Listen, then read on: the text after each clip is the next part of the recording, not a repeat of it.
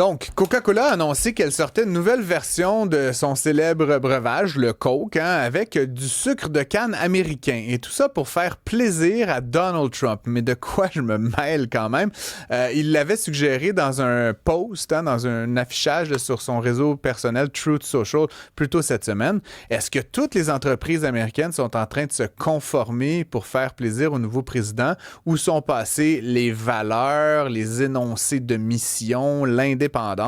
On en parle avec Sonia Bacon, qui est consultante et spécialiste en images de marque et chargée de cours à l'Université de Sherbrooke. Bonjour, Sonia. Bonjour Francis. Merci d'être avec nous. C'est quand même un peu particulier, un président là, qui s'immisce dans les affaires corporatives, dans la stratégie, dans les marques, dans l'identité des entreprises. Toi qui es une spécialiste de cet univers-là, comment tu réagis là, face à toutes ces nouvelles dont on entend parler aux États-Unis actuellement? Ouais, c'est un peu surprenant que beaucoup d'entreprises, tu as nommé Coca-Cola, mais il y en a eu d'autres, récemment Walmart, on pense Mhm. aussi à Nike, d'autres qui ont ajusté leur posture pour éviter de se heurter au pouvoir en place. C'est une dynamique classique que j'appelle du real politic là, dans le branding. C'est vraiment un réflexe défensif pour pas perdre l'aval, évidemment, ou l'accès au gouvernement en place. Un peu de calcul opportuniste aussi, je dirais. Il y a certaines marques qui essaient de rester neutres, mais le pouvoir en place est, somme toute, on le sait, assez fort, assez vocal aussi, et il y a beaucoup d'insistance de la part du gouvernement d'opter pour une certaine posture qui va à l'encontre que des marques, des valeurs, comme tu le mentionnais, que Mhm. certaines entreprises avaient opté. Est-ce qu'il n'y a pas un danger, à quelque part, d'un peu de dénaturer, la patente à certains moments, puis carrément de perdre des clients, de perdre des fidèles, de perdre des abonnés aux aléas du vent, du M. Trump s'est-il levé du pied droit ou du pied gauche, de changer le produit, de changer la stratégie, de changer... puis tu sais, là, je parle pas du tout, en plus, là, tout le volet DEI, ESG, là, qui a été évacué le plus rapidement Ouais. possible par de nombreuses organisations. On dénature, puis encore une fois, qu'on soit pour ou contre, mais je veux dire, ces entreprises-là ont bâti un capital de sympathie d'une certaine façon, et là, du jour au lendemain, ils défont ça. Il y a quand même un risque, là, Sonia, non? Énorme. En fait, le premier risque, c'est de perdre sa colonne vertébrale. Une marque, c'est pas juste un logo, c'est un système de valeurs, c'est une posture aussi, c'est une promesse qu'on fait à ses clients, à ses employés, à ses partenaires. Donc, en cherchant à se positionner auprès du pouvoir, certaines entreprises risquent de s'aliéner une partie de la population, toute une génération aussi de consommateurs qui sont un peu plus Mhm. progressistes, de démobiliser autant les équipes à l'interne que les consommateurs. Et à long terme, ils risquent de perdre ce qui est le sentiment le plus important en branding et en image de marque, soit la confiance des gens envers cette marque-là. Donc, il y a un risque réputationnel qui est énorme. Aujourd'hui, on le sait, les marques sont scrutées, sont surveillées, sont évaluées en temps réel et le double jeu, ben, ça pardonne pas. Donc oui, il y a un risque qui est énorme. Puis, je veux juste te challenger là-dessus, Sonia, pas pour te OK. défaire ce que tu me dis, mais j'ai comme je suis totalement d'accord avec ça. Enfin, ou du moins, je l'étais. Et là, je vois ça, ces marques-là qui changent du tout au tout leur politique, qui envoient le SG, le DI, on aurait du sucre de Ouais. canne, peu importe, là, chacun a son histoire. Et on dirait que ça n'a comme aucun impact sur la valeur de l'action, sur les ventes. On dirait que dans les faits, ça change rien. Est-ce que c'est parce que notre horizon d'observation est trop court ou est-ce que c'est parce que dans Effectivement. les faits, tout ça... Ouais, mais ça se peut pas que tout ça soit un peu du bruit aussi, juste pour...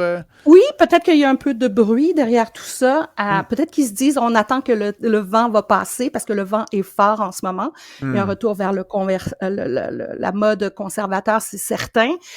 Mais une marque, ça prend du temps. Et une marque, ben, on gère ça avec le temps. Et plus elle est constante, plus elle est cohérente, plus la marque bâtit son capital affectif et conversationnel.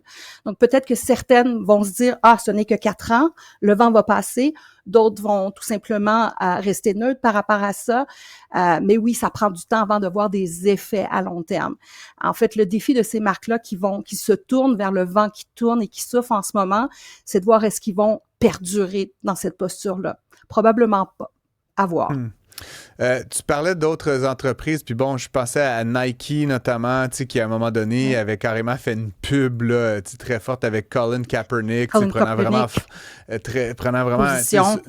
sur la question, tu sais, Black Lives Matter, puis tout ça, puis évidemment, on peut deviner qu'à travers ça, il y avait quelque chose d'un petit peu calculé, là, leur public cible, c'est des joueurs de basketball, bref, en tout cas.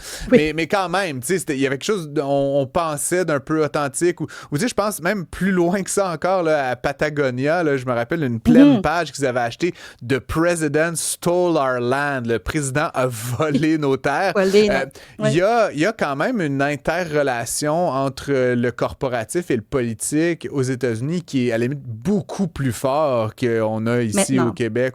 Maintenant, ouais, j'aimerais un peu que tu nous décrives comment on en est arrivé là, en fait. J'ai pas mémoire que ça a toujours été comme ça.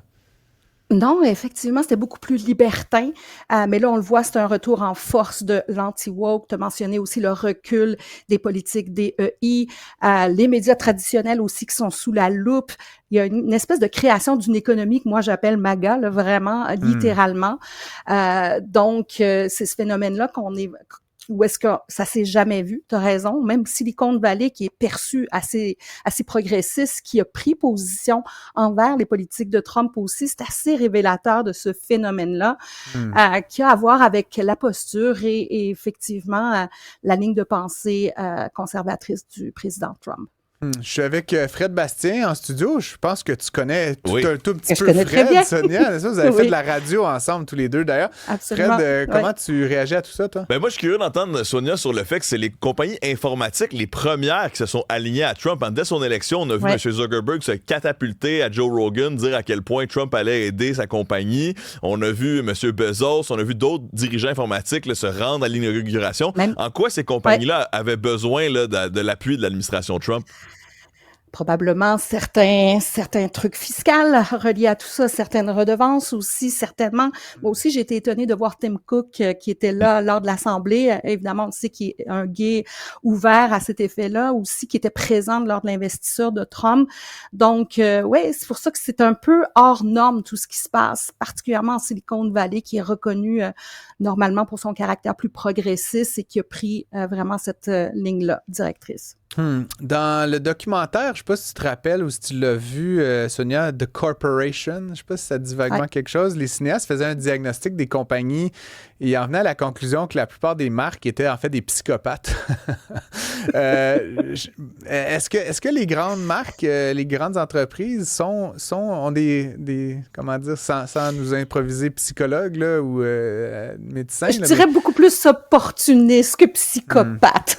Beaucoup plus... on veut préserver certains acquis, on veut préserver certains échanges aussi, certaines subventions peut-être, particulièrement dans le domaine, on le mentionnait, informatique entre autres. Je pense qu'on est plus opportuniste qu'autre chose pour l'instant.